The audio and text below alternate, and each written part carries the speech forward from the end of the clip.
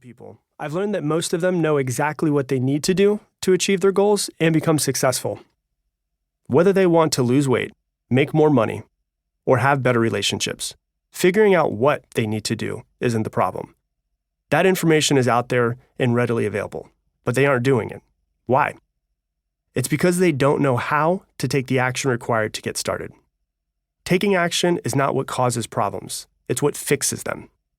I don't know anyone who has more problems because they took the action required to get the life they want.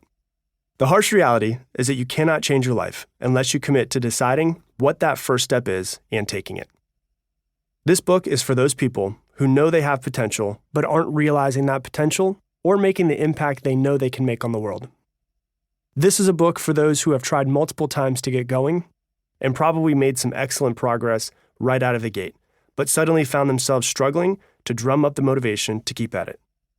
The diet and exercise routine didn't stick, or maybe that business plan never materialized. After feeling so good at first, they got derailed, discouraged, and were left thinking it was impossible to get what they wanted. The problem is that most people are looking for that one key that will unlock success, but it doesn't exist. There is no magic word that will make all of your dreams come true. Success is not one big event that changes your life. Success comes from the accumulation of many small actions, what I call microactions, that you take every single day.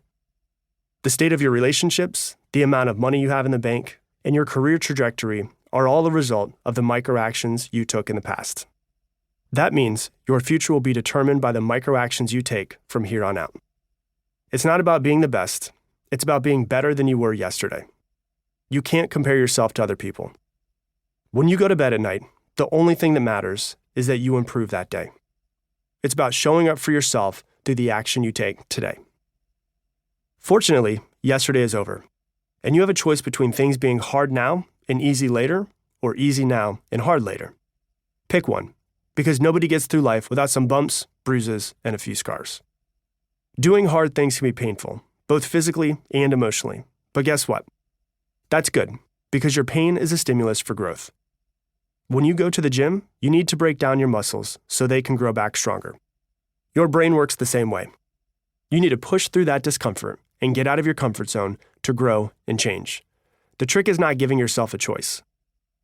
In The Art of War, Sun Tzu wrote about the need for armies to burn their boats and bridges after arriving on enemy shores, because soldiers without the option of retreat are more likely to fight to victory.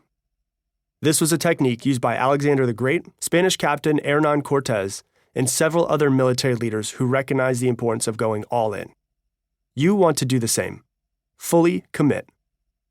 Once you're on board, this process begins by identifying why you haven't been taking action and then clearing the runway.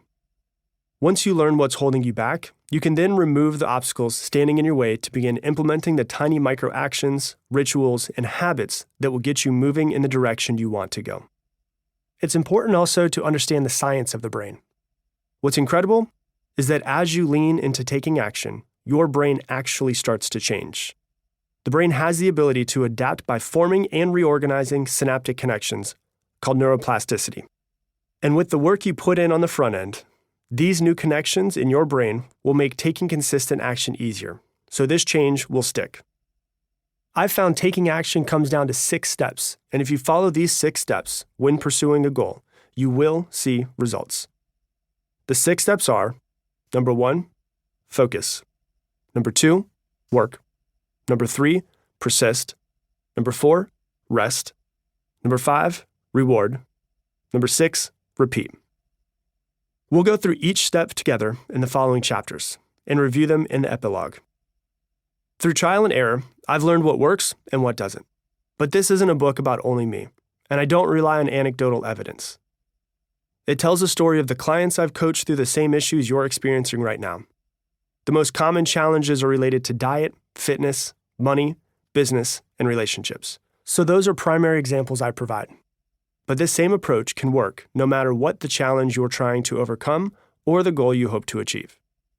In addition to strategies and tips on how to incorporate these concepts into your daily life, I cite the science that supports what I've learned from the experts I've interviewed on my podcast.